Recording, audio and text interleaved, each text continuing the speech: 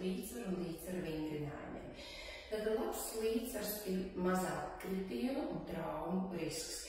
Līdzsvaru vingrinājumi ir svarīgi gan fiziskā sagatavošanās, gan arī koncentrēšanās, kas arī nav maz svarīgs. Līdzsvaru vingrinājumi nostiprina saites, cīpslas, muskuļus ap mūsu locītavām, kas līdz ar to uzlabo mūsu stabilitāti. Parādīšu jums 3 vingrinājumus, ko jūs varētu arī mājās veikt, vai kad jums ir brīvs laiks, varbūt tās arī birojā. Tātad pirmais vingrinājums.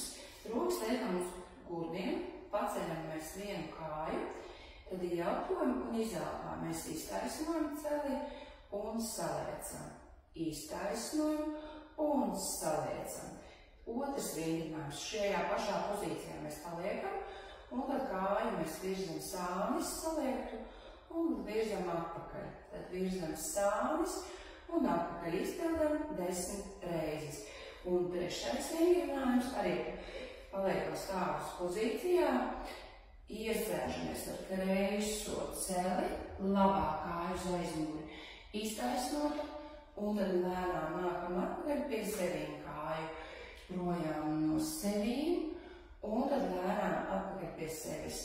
Ar katru kāju 10 reizes, lai veicās ar šo vingrojumu izpildīt.